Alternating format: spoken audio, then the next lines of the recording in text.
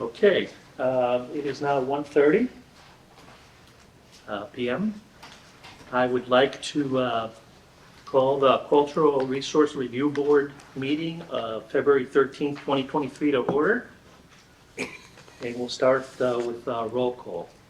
Robert Olson. Present. Janet Jordan. Here. Christine Newman. Here. Blair Knighty. Here. And Susan Geldrup is not here today. I am the chair, Nick Tanahata, so I'm present. The first thing I'd like to do is we're going to read a public comment statement, how public comment is to be made. Public comment will be accepted during two specific public comment periods, and public comments may not interrupt the board proceedings. Members of the public will be given two opportunities to speak. Public comments will be heard on propositions before the board as those items are addressed on the agenda, and public comments on matters not being considered by the board will be during a general public comment period. Any member of the public desiring to speak must indicate so by completing a speaker card, which is available at the front table. Speakers should identify themselves, who they represent, and then state their address for the record. Each person addressing the board shall limit comments to 3 minutes. Persons shall not address the board or any member thereof unless specifically recognized by the chairperson to do so. Once recognized, members of the public shall address their comments to the board as a whole. Public comment is intended for the board to hear from the public and shall not be considered an opportunity to demand immediate responses from the board or its members. Board members shall not engage in dialogue with persons making public comments unless the question or comment is directed through the chair or made with permission of the chair. We will be respectful to one another, even when we disagree, and we will direct all comments to the issues, and we will avoid personal attacks. Thank you. So I would like to open the floor to general public comment for items not on the agenda. I have 2 speaker cards here.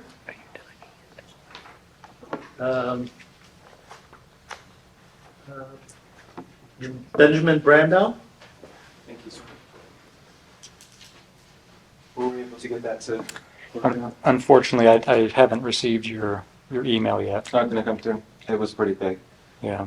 I'll be better prepared next time, so I have a few inches of just some visual aids to go along with what I'm talking about. But 3 minutes. There is a great danger in hardening and channeling Florida wetlands. We need to pause the rush to develop land by clear-cutting and stripping it down of old-growth trees in vital floodplains. The development without mind to downstream consequences needs to be balanced with a comprehensive watershed mitigation plan. I'm here to ask that we review and consider a threat to a natural cultural resource and landmark that is endangered by ongoing and future development of the Matanzas River watershed. Board, administrators, I ask you to consider with me possibly designating the resource I bring before you today as potentially significant. It satisfies all 7 points, A through I, in the Cultural Resource Protection and Management Plan to be designated a significant cultural resource. And if you agree, we've got some thinking to do about what's going to be happening with development that affects our watershed. I want to protect the last remaining wild oyster harvesting area of its kind in Florida. A 10-mile stretch is all that remains here in St. Johns County. For now, it's still harvestable. I ask that it be added to the county's cultural resource inventory to afford it the same protection as any other cultural resource or site. We have a duty to restore the last remaining commercially viable wild oyster harvesting area in the state. This precious resource has been around for millions of years. It has supported every distinct culture that has called our coast home for thousands of years.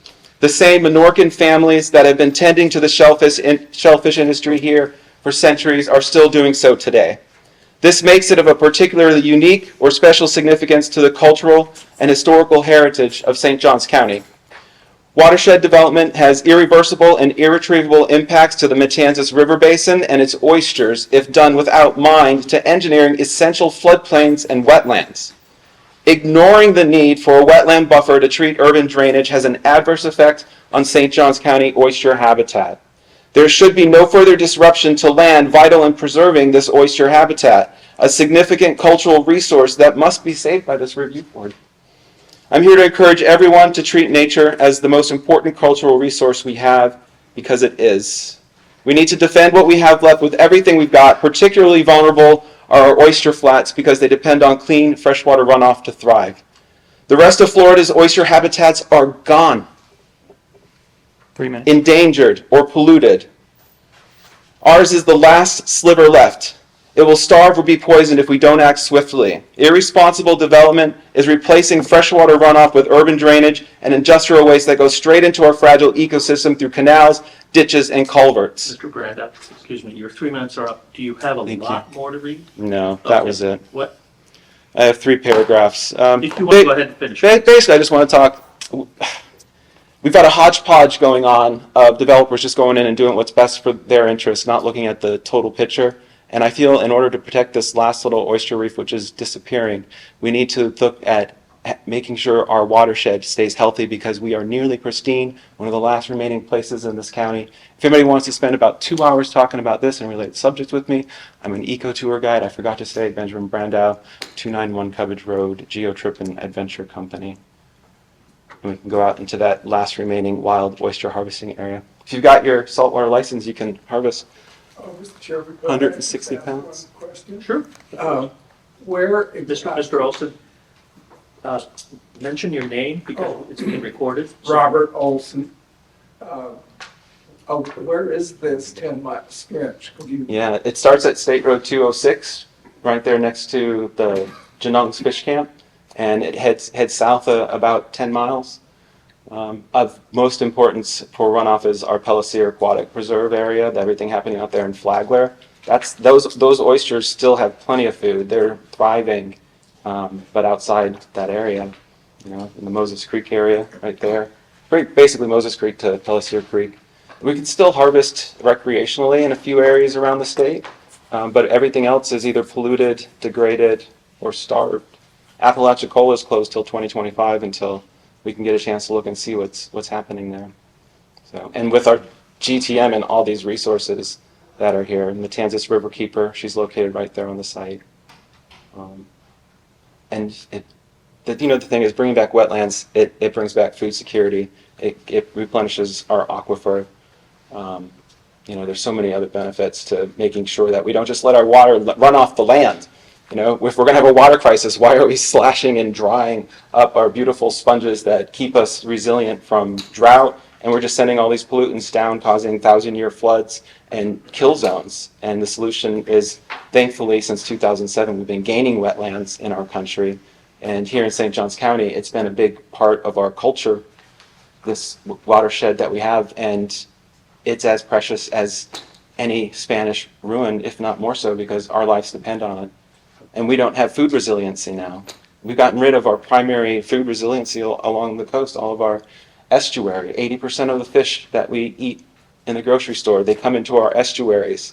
That's where they breed. We're not overfishing, we're underproducing. We've gotten rid of 80% of the fisheries along the east coast of the United States. Great. Does that answer your question? Yes, thank you. Thank you. I really do Thank you, Mr. appreciate Brando. the time. Thank you. Any questions? Thank you. Okay. The board recognizes Mr. Ed Slavin. Good afternoon, Ed Slavin, edslavin.com, staugustgreen.com. I want to agree with Mr. Brandau totally, and we need to, as we discussed the last time, protect our employee rights to speak the truth. It's TRRB and the county. I'm delighted to report to y'all that 3 of our county commissioners, including the liaison to this board, Krista, Keith Joseph, 3 of our county commissioners have met with Trey Alexander Asner and heard directly from Mr. Asner about how he was treated by the county. And we look forward to the Inspector General report. And the facts are these, as we discussed before, This board was kept in the dark. This board was not shown a report for 3 years about Hastings High School and the procedure and the possibility of fixing it. And county staff told Mr. Hassler not to share it with you. County staff practices secrecy like a cult, and that's enough of that. We don't need that anymore. As Daniel Patrick Moynihan said it best, secrecy is for losers, for people who don't appreciate the value of the information. And when you look at the timeline, that on August the 19th at 7:41 in the morning, First Coast News or WJXT had a program about Canwright House, African American history being preserved. And before the day was over, the head of the Growth Management Division persuaded Mr. Haskett to resign under pressure based upon material false and misleading statements. Mr. Hassel was told by management not to bring African American history forward. And they were concerned that he was going to scare off developers. Now, of course, y'all have read Mr. Hassler's chronology. The facts are undisputed, but your county commissioners need to hear from you about this board and how it was kept in the dark and how it's been consistently manipulated by staff. And needs to hear from y'all about Mr. Astor and the contribution that he has made to our county, because he will be reinstated. I'm convinced after the IG report, I think the county's going to have no choice but to reinstate Mr. Astor. The IG is very thorough. She's done excellent work in the past on other employees who are being maltreated by the maladministration in St. Johns County. But I just want to thank this board for standing up and speaking the truth, speak their truth to the county commissioners. They're willing, able, and ready to hear from you. Commissioner Josie, Commissioner Dean, and Commissioner Whitehurst have all met with Mr. Pastor and they've heard directly from him. And 4 consecutive cultural resources coordinators were run off by the county. That's unacceptable. Mr. Slavin, your 3 minutes are up. Thank you. Can I have some extra time too? You may have a minute. Well, thank you. Do y'all have any questions for me? Because I've researched the facts, I've written about the facts, I've spoken to the county commission a number of times, and I will continue to do so.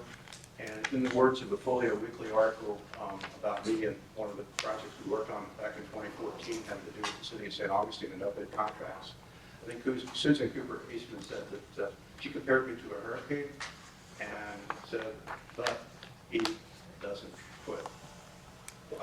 Henry Dean said I was more like a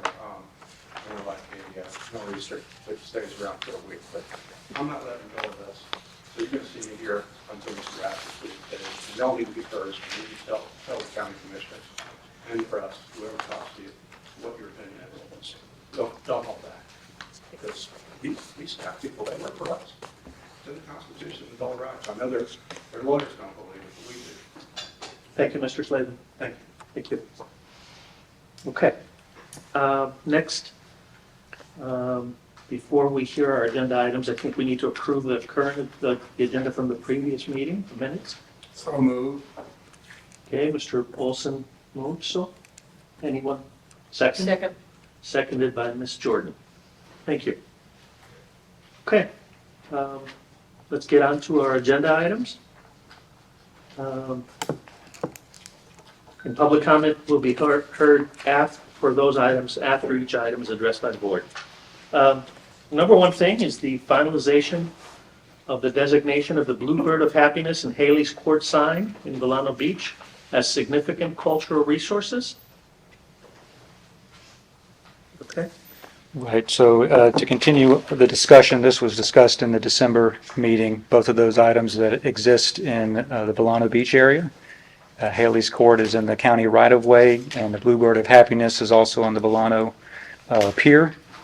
And they're both county assets and significant cultural resources. And so there's an analysis done and was printed out for you, Mr. Jonahakis, as the chair to sign. So we have that documentation designating them as significant. Okay. So since Mr. Olson was the chair in December, both he and I will sign it. I'm going to go ahead and sign this on my side. Pass it down to Mr. Olson, please. Is this an action item? I think this is it's a finalization.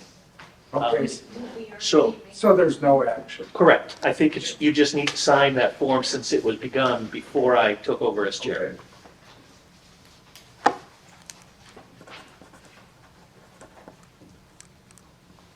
There should be two. There should be two full. Okay, so yes, there are Should- two. should be That was, two that forms. was the Bluebird of Happiness. And there is the Haley's Court sign also, so I'm going to pass that down to you also, Mr. Wilson. Here's the second item. Thank you.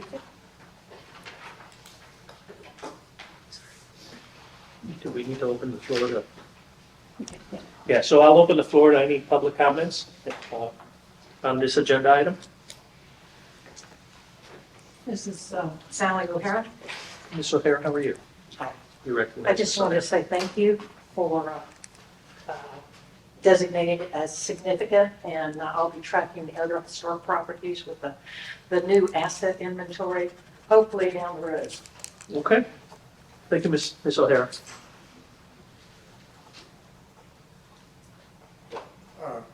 Chair, comment, or do Yes. we have board discussion at all? Yeah, of course. I just want to say, I hope the bird's been around, and I hope it stays where it is now. It's very appropriate. But the bird was apparently selling oranges at one time, and had a number of roles in our county. But I'm really glad that efforts have come forward, as well as the Haley's Court signs from the 1950s. Roadside signs are now really valued as part of the history. And so thank you for your efforts. Great. Thank you, Mr. Olson.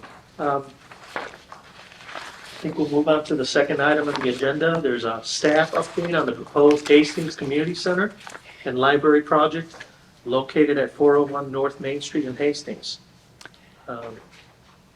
Any public comment on this? Actually, staff, did you want to give us some? Yeah, it was supposed to be the design team in Public Works. This is a Public Works project for the Hastings Community Center. It's under design now preliminarily. They had their first kickoff meeting. They were supposed to attend today, but unfortunately could not attend. Did they ask for an extension to the next meeting so they had more material? Yeah, they did. They wanted to present at the next meeting, but I do have some preliminary drawings if so needed, if you'd like to look at those. Yeah. I hate to dominate. That's okay. No, that's fine. I looked at those, and I think it's great, many of the things that are being done with the design, putting the parking in the back and therefore having the building up towards the sidewalk to reinforce the main street. Just from my standpoint, not necessarily anyone else here, I would urge that it even be adapted to even be more of a storefront building. I know that there's probably debate as to whether it should look like the old building or not, but I think it's very important to continue to reinforce that as a pedestrian street, because I think it can come back as such. It happens to be one of our few traditional retail districts that have plenty of parking right now. I mean, it's a very wide street, and it's got all the infrastructure. So even bringing it closer to the street, my other comment would be if it could take a lot of attention to make sure there's a lot of visibility into and outside of the building for the public, because that adds to the security of streets, and where you don't have, maybe in the evening hours, a lot of activity, but yet the library or the community center is open. It all adds to security to have that visual connection between activity in the building, and gives a greater feel of security. So those are my two thoughts. Great. Thank you, Mr. Olson. So before I open it to public comment, we will have an update on the next meeting in April, in our April meeting. And then I will open this item to public comment for anyone that signed up, if they want to speak or say anything about it. Ms. O'Hara? Yes, thank you, thank you. I've just begun working with the newly formed Hastings Main Street group, and they are interested in revitalizing the Main Street district, South Main Street and North Main Street and the whole overlay town area.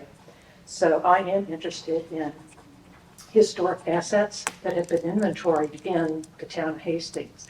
I did discover online in 2009, there was an Elkton Hastings land study, 191 pages long, but it was full of history.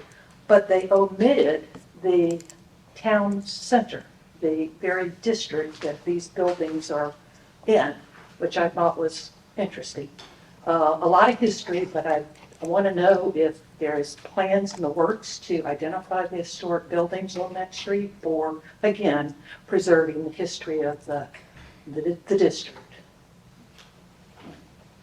Mr. Chairman, I believe we have designated one or two of the buildings as significant, correct? Correct.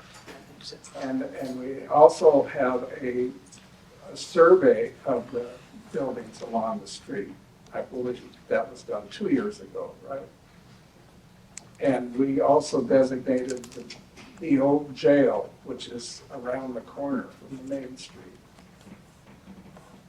Are those items, staff, is that something that could be made available to the Hastings Main Street group? Yes, Are they, any of the significant cultural resources that have been designated. okay? Okay, Ms. O'Hara, is that sufficient for you? yes, that's fine. I'm just catching up with my homework. Sure, no problem. Very good. All right, any other comments on this agenda item? Public? Okay. All right, so let's move on to agenda item 3. It is a presentation only. There's no board action on this. It's the Westminster Woods Plan Unit Development Application, SMA BJ 22-59 and COM 22-102. Right, so we have a presentation here from the applicant. We have Paul Weaver, who's the historian on the buildings, as well as Ms. Karen Taylor, who is the applicant for both of those referenced applications on the agenda. Thanks. I'll just kind of start out a little bit. I thought it'd be helpful for those of you that don't know exactly kind of where this is. And it's off State Road 13 North and Racetrack Road. And it is in blue here as well. It's quite a large area. The area we're going to be talking about is really this particular side of it, which was the original Wesley Manor, actually. And that was quite some time. Go to the next one, kind of brings you a little closer. And in this particular one, I thought if there were any questions about the buildings and things as Paul goes through his presentation. All the main campus services are in these buildings. These are the individual independent living buildings. And then there's also a nursing facility that was built later than some of the rest of the buildings were. Their main entrance is here along, this is also Bishop Estates Road, which is kind of interesting since it's not really Orange Avenue anymore. So it's there. They also have major offices here. They have a portion of their development here. Their retirement apartments and things over in here. And we just recently added a new memory care center that we did a comp plan amendment and added to that as well. So this one's been growing. As he said, my name's Karen Taylor. Chris Wickberg is representative of Westminster Woods, and Sid Ansbacher is our legal counsel on this. I've been working for this particular project since the early 90s. And that was actually before the Presbyterian folks bought it, because that was Lutheran, but it was different at that time. But anyway, so I kind of know this one. I've done it. We've had to go through zonings with the county. The last one that we did was in 2015, and that was the fourth major modification to the PUD. So things keep changing and things keep changing over time. But right now, we're working under that plan, and if we go forward, this is actually the request to do the portion of it to start. And I thought this was helpful. This is also in my small adjustment and in the construction plans, because this is just their initial phase of what they want to do based on the overall plan. And we'll get to that overall plan in just a minute. But this is the independent living, and it's only they only want to do a portion of it to start, as well as redo some of this. There'd be some demolition of this first building, some demolition of some buildings in this location, adding this. Fire wanted a turnaround in here, so that's been added. And there's a temporary stormwater pond because we're not ready to do all the rest of this. And if you go to the next slide, you'll kind of see, put that over the aerial again so you can kind of relate to where this plan comes from. And I'm gonna, if we can flip to the next one and then I'll flip back. This is the approved plan for this, and this is the one that was approved in 2015. So again, we're talking about this area up in here to start. And when we worked with the county on it, we're gonna do these incrementally because we're not taking everything down all at once and redoing the whole site. It'll be an incremental thing over time. But the request that we have sent to the county in the mitigation plan is for eventually, unfortunately, all of it to be demolished. If you go back to the other one again, in this one you can kind of see the areas that would be demolished in here. This one first building also as well to accomplish this particular program.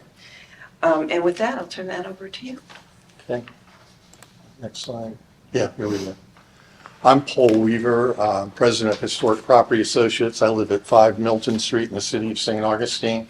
And I can even top Karen. I've been involved with this project in some form or fashion since the very beginning. My minister, Walter Peck, who was incidentally a Pearl Harbor survivor, retired and lived in this community. I remember, I guess, let's go to the next slide. And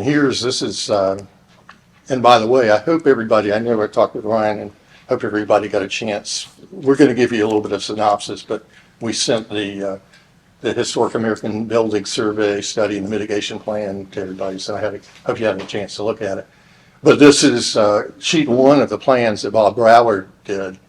And to put it in context, can you imagine this very futuristic building site at Fruit Cove, St. Johns County in 1964? I remember going there, and we came from the south side, and literally it was like a day trip to get up there. It was before 295. I think some of the information I had, it was 9 miles to the nearest grocery store. It was really a bucolic setting. I just wonder what the Menorcan citrus growers thought about this as this was built. Interestingly enough, a couple of little details. This was a chapel. Let's see if you can't see it. Right here. And also the amphitheater. This was part of the original landscape design that was never implemented, but I think just about all the rest of the campus was. So next slide. And it's a district.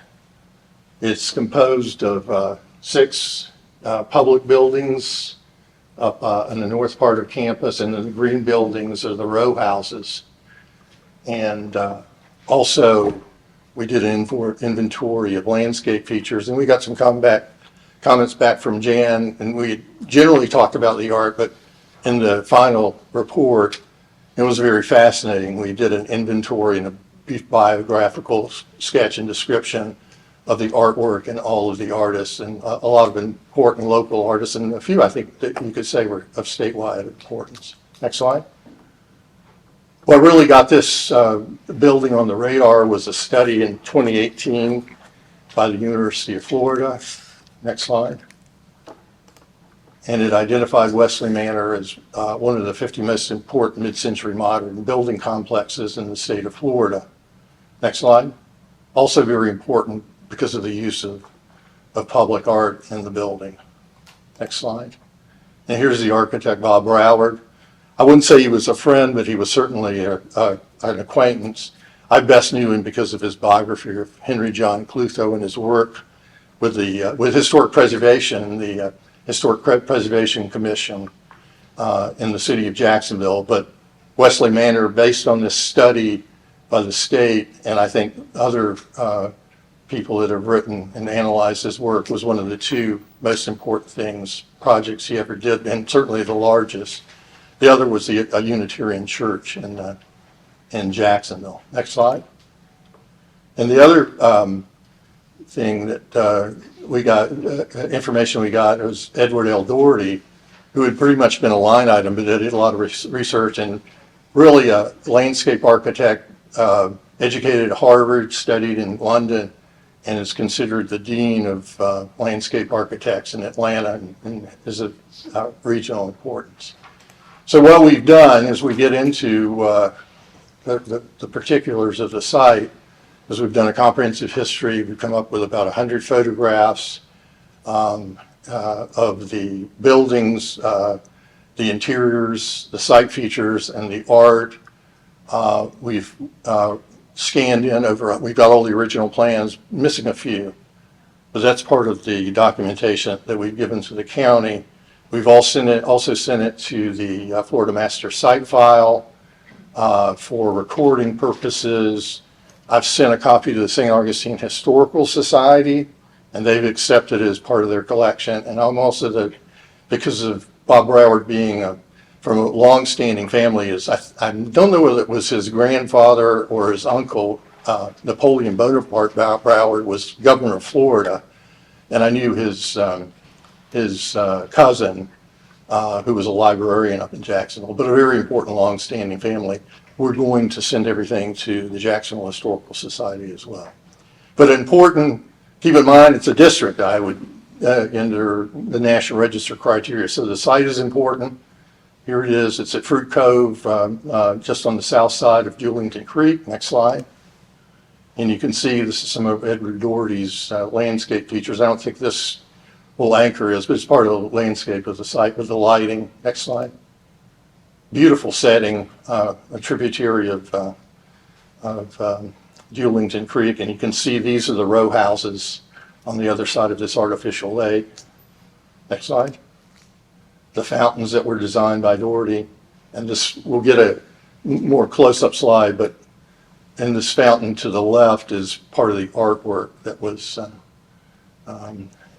part of the original, one of the commissions for Bob Broward. Next slide.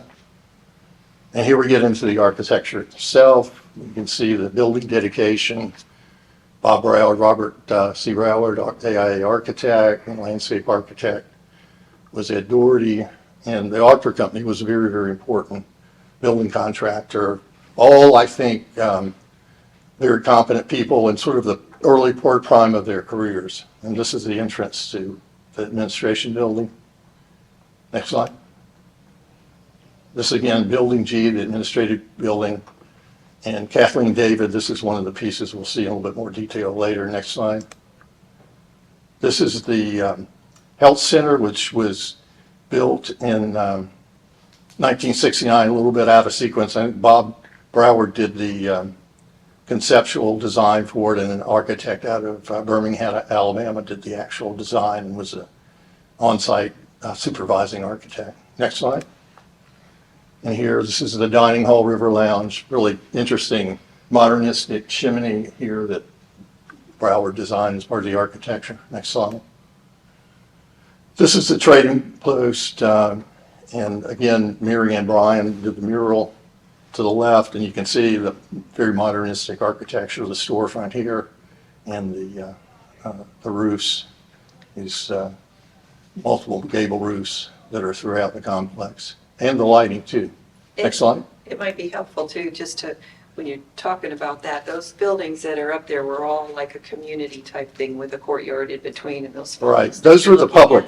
This is, now we're getting into the row houses, but those were the public buildings that are. And it was a concept of a little community, and if you ever go up there, and I've been up there for lots of different things or whatever, so that's kind of a function, so that was that was just that little, like you said, trading post to have their own little post office there as well. Beauty salon, the typical things. Well, they that called you it said. Wesley Manor Village, and it really was a village. It had the Because village it was so green. far away from everything as well, too. Right, it was like their own self-contained. community at the time, but go ahead. I'm So, no, that's fine. And, I know we have a formality that will certainly welcome your questions and any comments.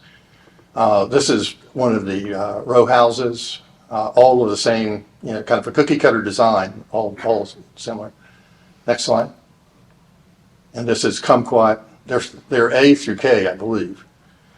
And so this would be at the south end of the row houses, the complex, and I kind of wrapped around. Next slide to show you. And here's kumquat again, and then Main Street, which is this covered walkway leading to the row houses and terminating up where the village green is. Next slide. And then we did interiors. This is the auditorium. We couldn't get these people to get off the handball court. Sorry. I don't like to put people in my pictures, except for, I guess you can get a sense of scale here. That's So, pickleball, Leslie. yeah, they weren't cooperative. Next slide. There's the River Lounge, and you can say just, the beautiful, the curtain wall, glass, seal aluminum concrete. You really get a feel for the architecture in these photographs and the beautiful vistas that you can see from, I would say $1 million view, but it's worth a lot more than that now. So, next slide. And the chimney, this is, again, the nice sort of modernistic detail in the lounge. Next slide. This is a hallway connecting the lounge with the dining hall. Next slide.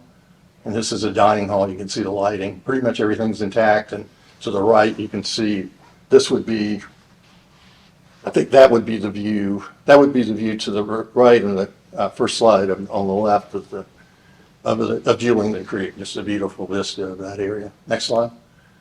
This is the health center, the interior, the lobby. Next slide.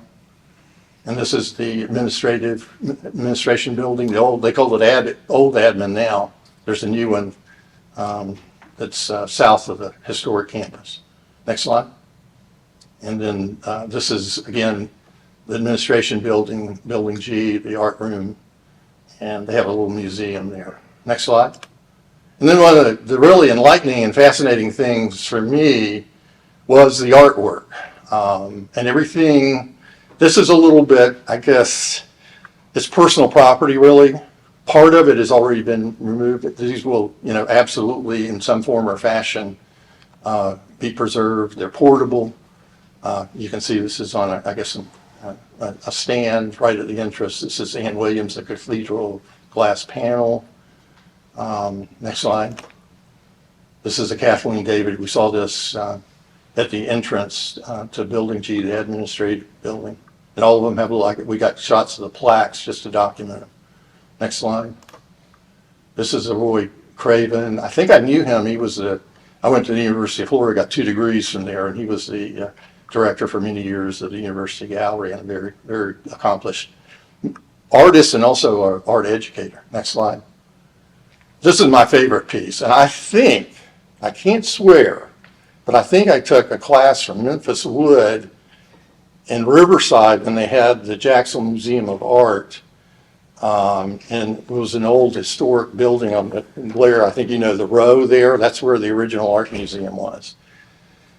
Obviously, I didn't do very well, so I went into history, but she was very well known and highly regarded in Jacksonville, really one of the pioneer artists and art educators in Jacksonville. And this is her caduceus, which is just to me a fascinating piece at the entrance to the medical building. Next slide. And this is we saw this, I think, some of the previous had Mary Ann Bryan, another local artist that Bob Broward commissioned. Next slide. And then this is the plate, and then this is the Ernest Cox, the metal sculpture that is in one of the fountains. Next slide. And then we had dialogue with Jan. We couldn't find this at first, and she was nice enough to provide us a list of the 8 pieces of artwork. And after some questioning, they moved it from the old administration building into the new administration building. So it's there and under safekeeping. Next slide. And then the final piece, I call them the Charlie Brown pots, which to me, I love these. And they again, were taken from the old admin to the new admin, and unfortunately left outside for an extended period. One of them was broken, so because of that, they've been moved to the museum.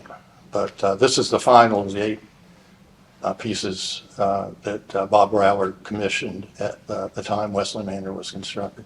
And I think that's the last slide. Sure is. So be happy to answer any questions.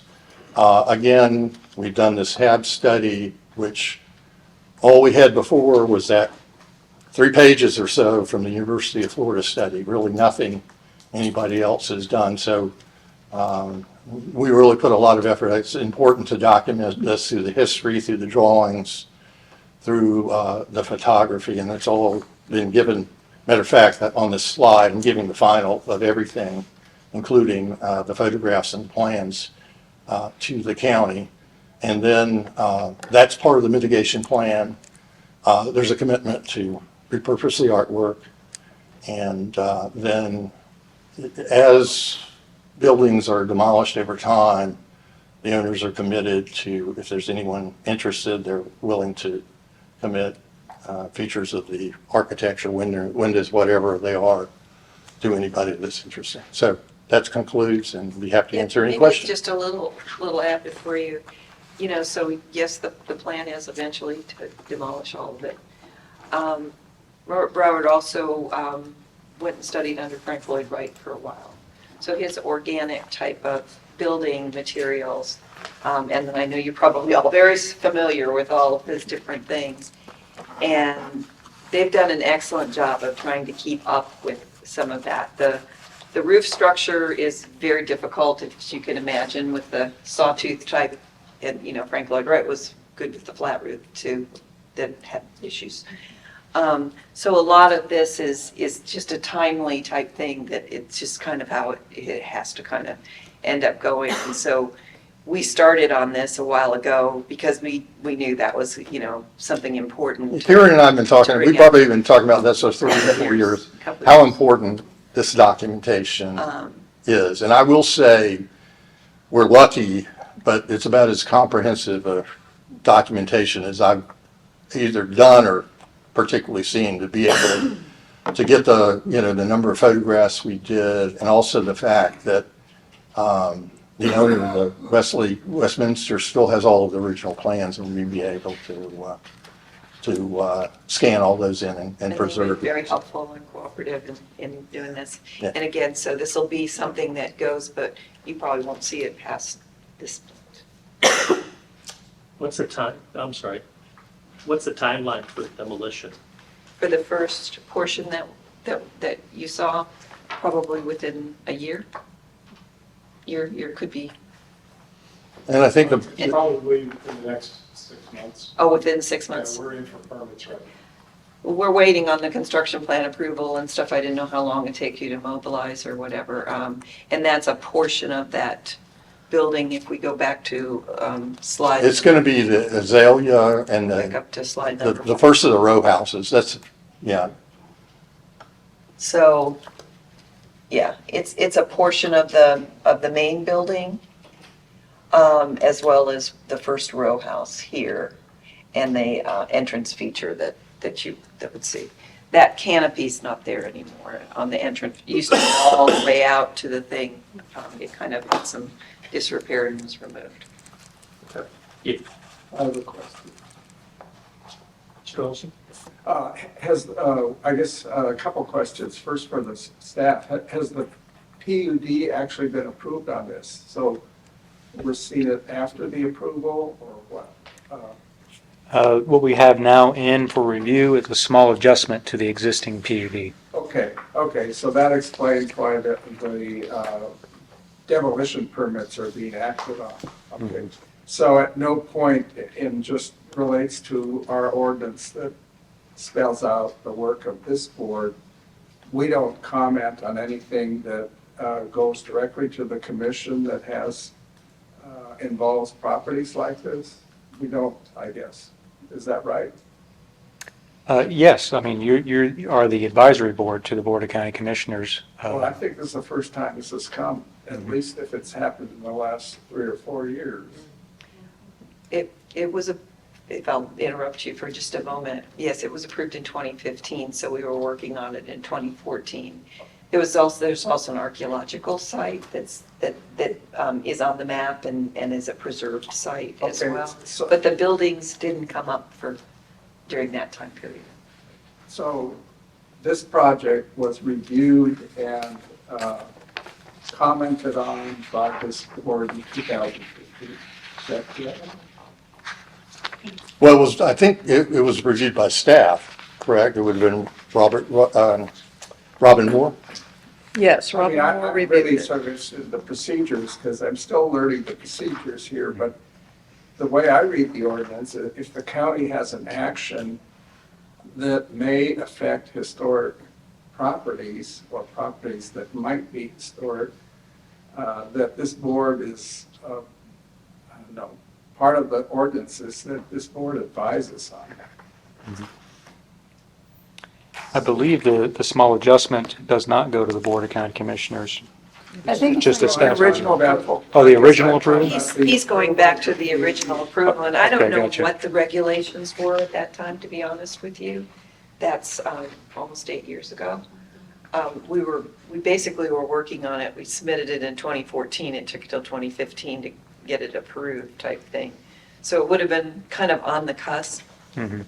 of being the 50 years old. So this is not going back to the commissioner period. Okay, I just wanted to understand that because if it were, I think, and you're showing it to us, I'm curious about how this meeting would be reported back. I mean, such as we ran it by the CRB.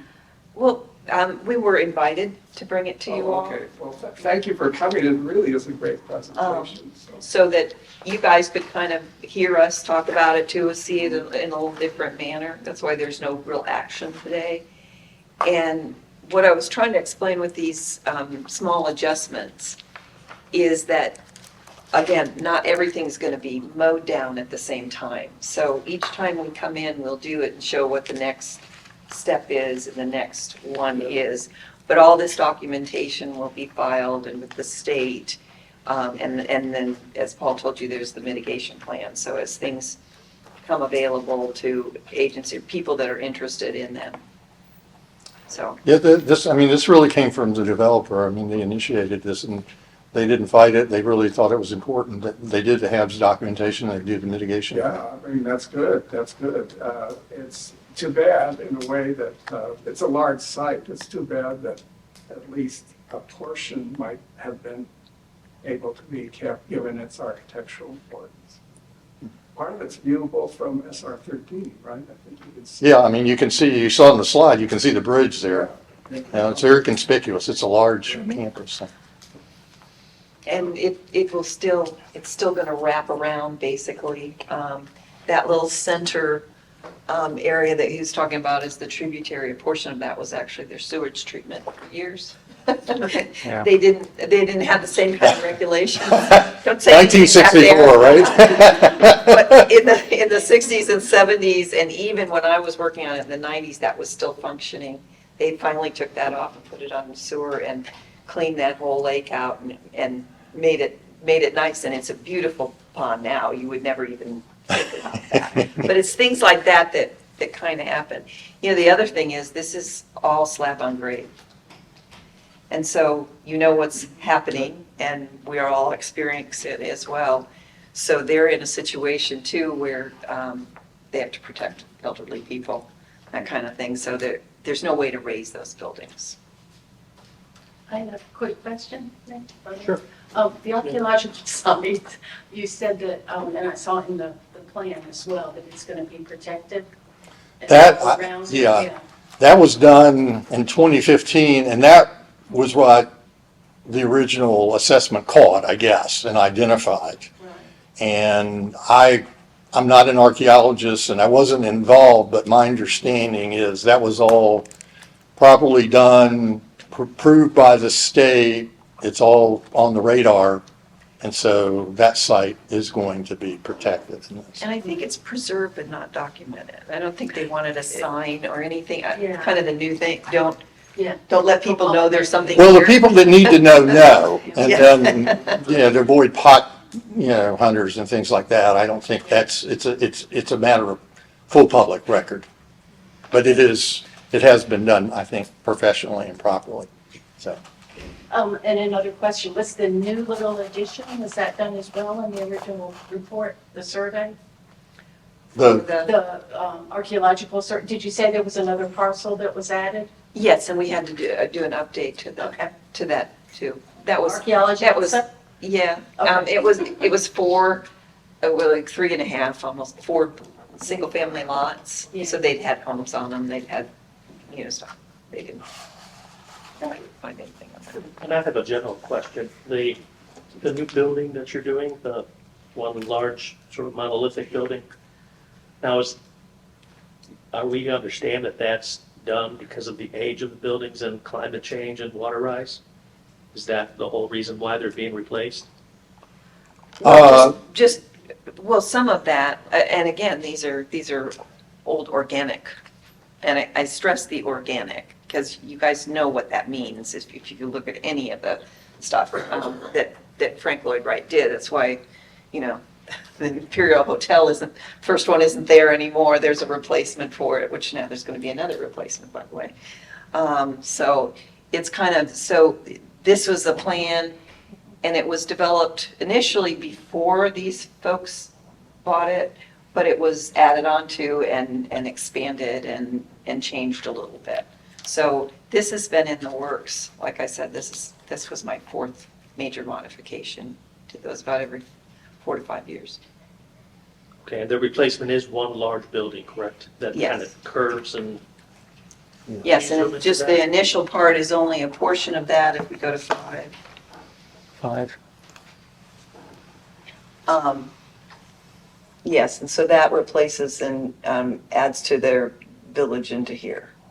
So the initial part's only this part over here. How tall is that?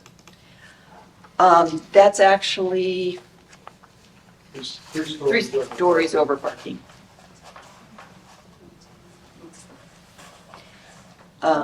I do have lots of stuff on that because we had architectural renderings at the hearings and things like that for, Out of curiosity, are any of the landscape features even able to be seen, like any of the ponds that you showed pictures of, or the trees? Kieran and I talked about that, and part of this HAB's documentation is to put it on the radar and we're going to make the landscape architects and the architects aware of that. That's all I know. Maybe Kieran has more to add to that. the promenade, so to speak, that goes along the river is staying the same. There's a new little connection to it for the fire access type thing that wasn't around back then, when they were doing that, and along what they call the lake in the middle, which is what I'm saying, from the dam down is, they call Turtle Lake.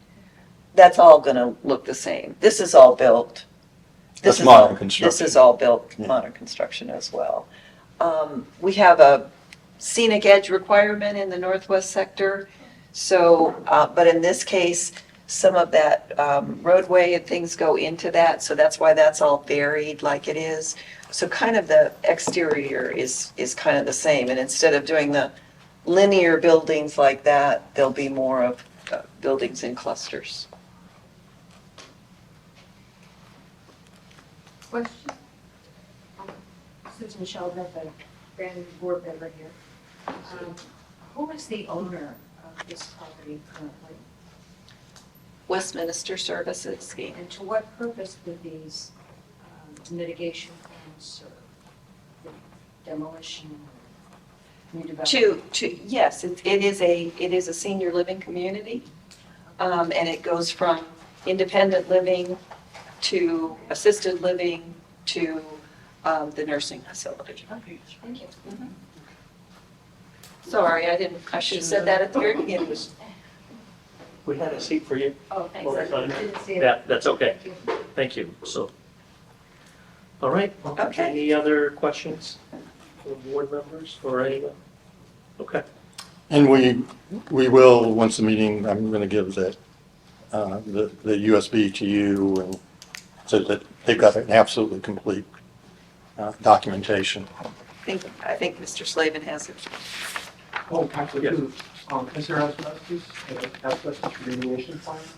And what we're doing to protect those students is have a drug who lives here, and there several times. In fact, he was the young law clerk who helped the federal judge write the desegregation order for the University of Georgia back in the 50s.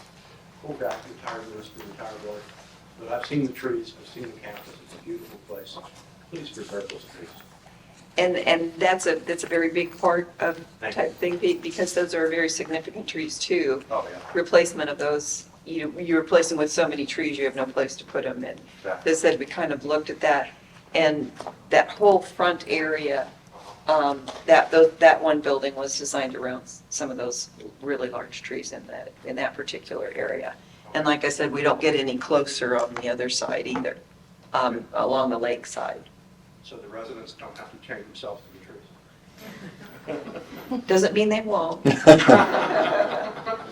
And I think there's a questionable materials, but they'll all be handled when they get to that and have hired somebody to do it. But there's a very good possibility that, Still other guys with the moon suits and the wedding down.